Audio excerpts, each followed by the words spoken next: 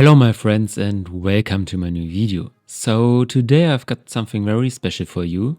The folks over at Gaahleri reached out to me and asked me if I would like to put their Ambition series airbrush system through its paces. This kit packs a mini compressor and airbrush gun all in one box.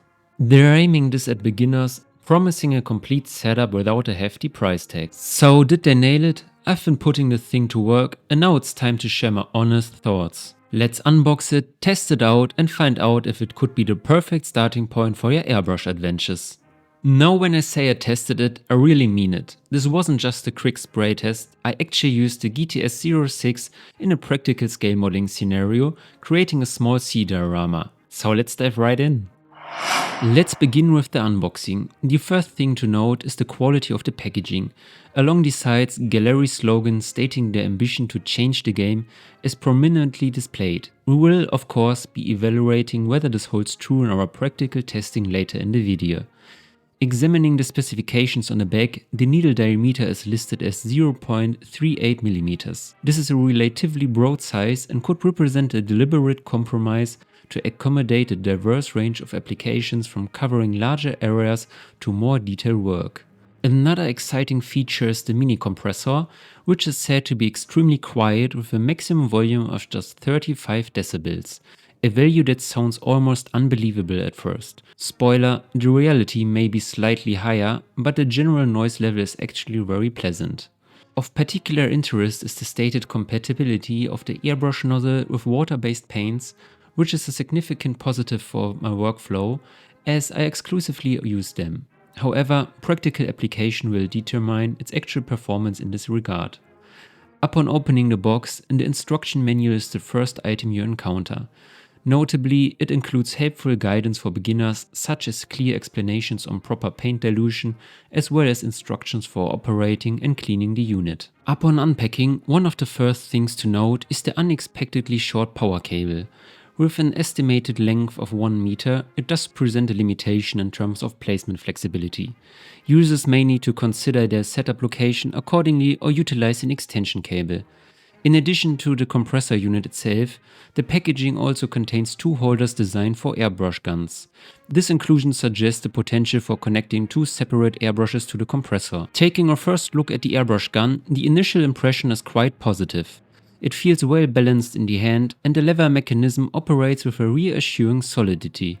However, during the initial unscrewing, I did observe some fine metallic particles or dust being released. They must be leftovers from the manufacturing process. But more about the airbrush gun later. When unpacking the compressor, its lightweight is one of the first things you'll notice. Paired with the quality feel of the housing, it creates a favorable initial impression. The included components also feature the standard air hose for connecting the compressor to the airbrush. It feels robust and the simple black color offers a less visually prominent alternative to the blue hoses commonly found in lower priced sets. I generally find it appealing when such devices also look good.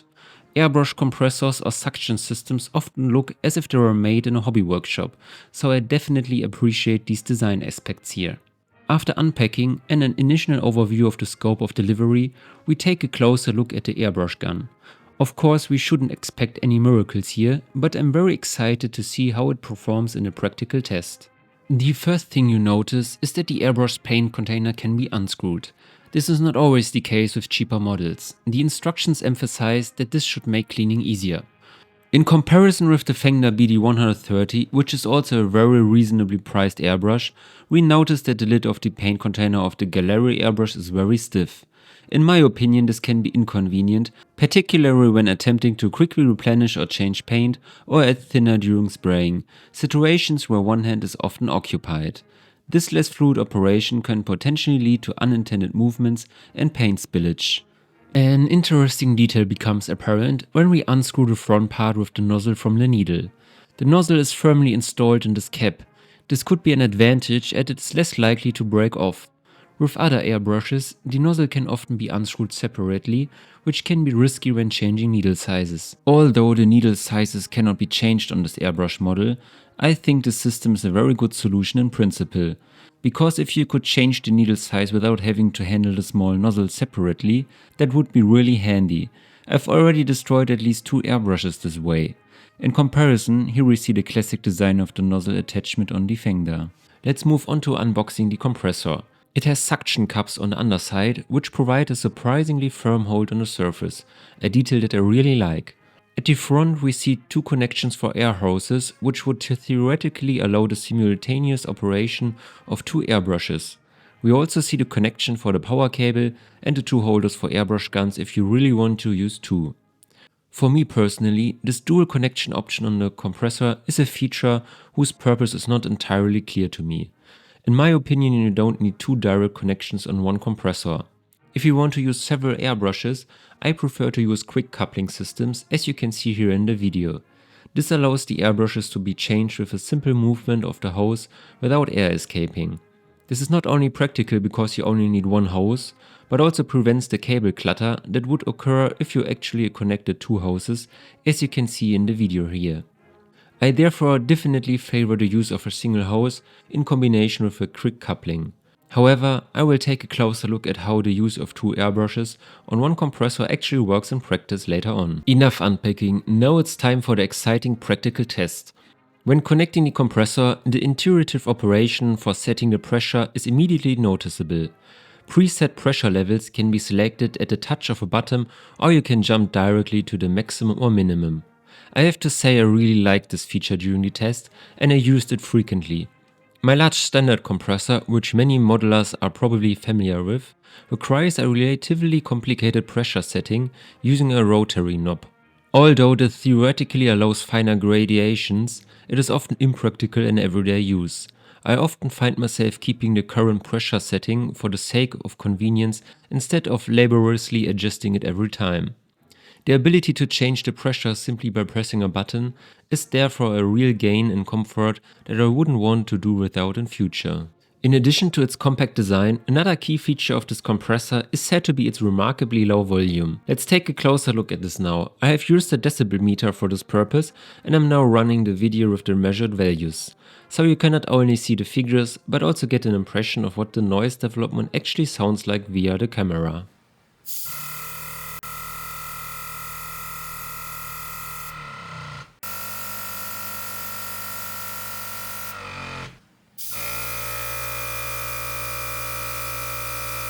I tested the compressor in 3 stages, low, medium and high. As the measurements show, the values are between 47 and 55 decibels. Although this is well above the stated 35 decibels, I still find it subjectively quiet and not really annoying in use. For comparison, I also measured my large standard compressor. You can see the corresponding values here. However, it should be noted that this only works when the pressure in the tank drops. The small test compressor, on the other hand, which does not have a large pressure tank, runs continuously as long as you are spraying. Another observation concerns the actual pressure output of the small compressor compared to my large model, even with the same pressure settings. In the following video you can see a test setup that is not ideal and cannot be quantified, but I think it illustrates the difference quite well. When I spray on my hand from roughly the same distance with the maximum setting of 27 psi, with both the small and the large compressor, the indentation of the skin caused by the air pressure is significantly greater with the large compressor. This raises questions for me about the actual achievability of the stated 27 psi with the small compressor. Even if I can't prove this by measurement, it's just my subjective impression. Nevertheless, during the practical test I rarely, actually never, had the feeling that the pressure of the small compressor was insufficient. However, it is important to bear in mind that this mini compressor cannot, of course, deliver the performance of a large compressor with a pressure tank. Finally, I briefly tested connecting two airbrushes to the compressor at the same time. This showed that the usual pressure output is achieved when using only one airbrush at a time, so it works perfectly. Out of curiosity, I then tried out both at the same time. It was clear to see that the pressure on the other gun dropped noticeably. This compressor is therefore not designed for simultaneous operation of two airbrushes. After the unboxing and the first impressions, it was finally time for the first practical test of the airbrush gun in combination with this compressor.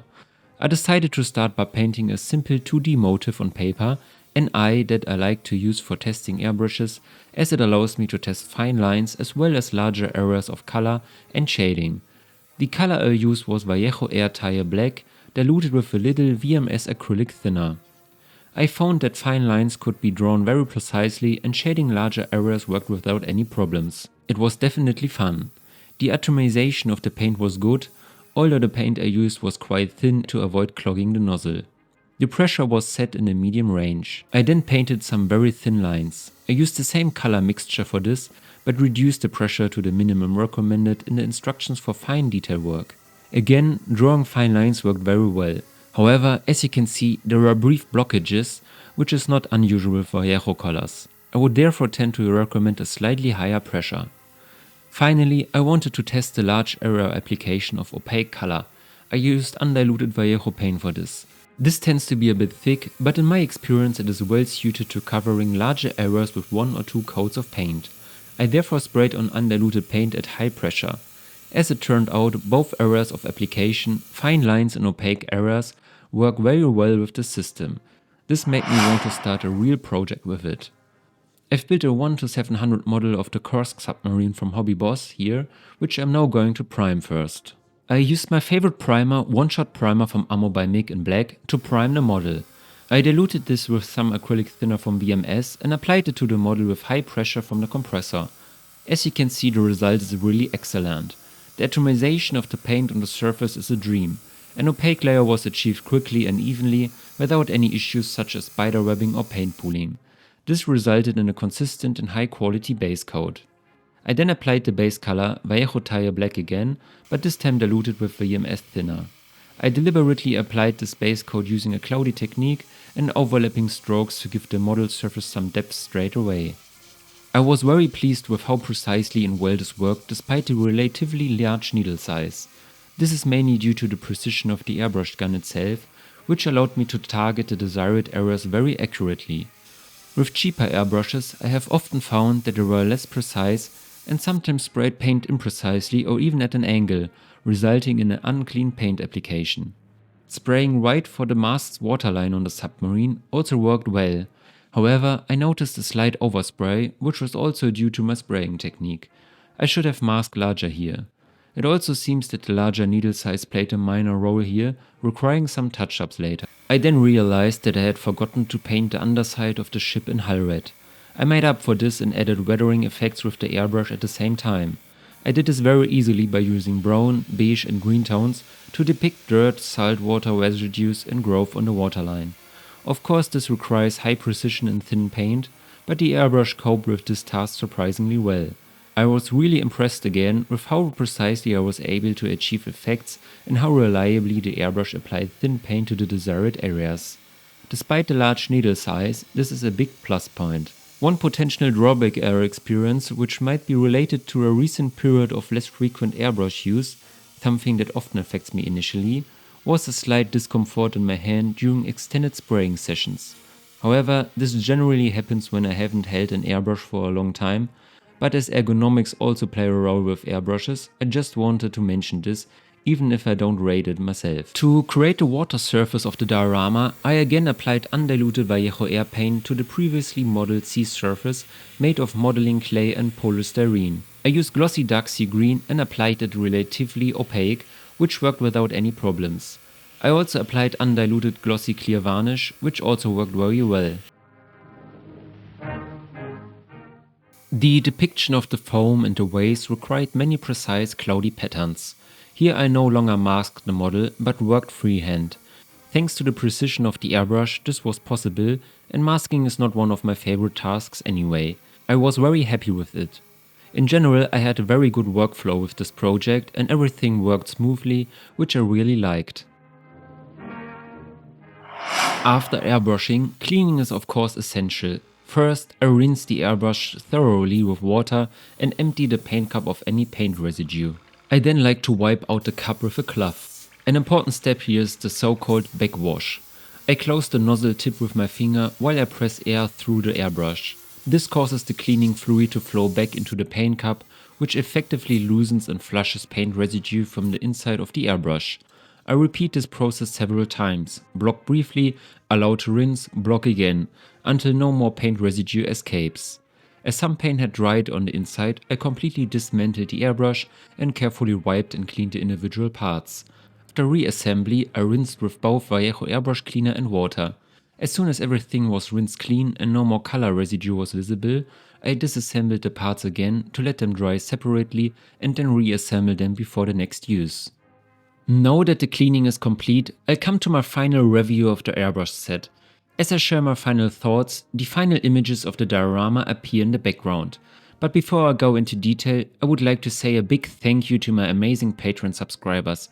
Your support means a lot to me and I really appreciate your help. In general, Patreon is a fantastic way to support this channel and also offers some exclusive benefits.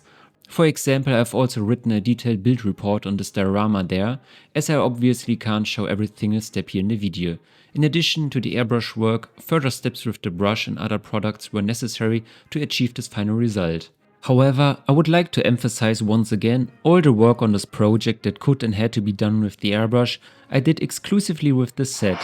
So wrapping up my time with the Gaahleri Ambition Series GTS-06, it's clear this is a thoughtfully designed starter kit.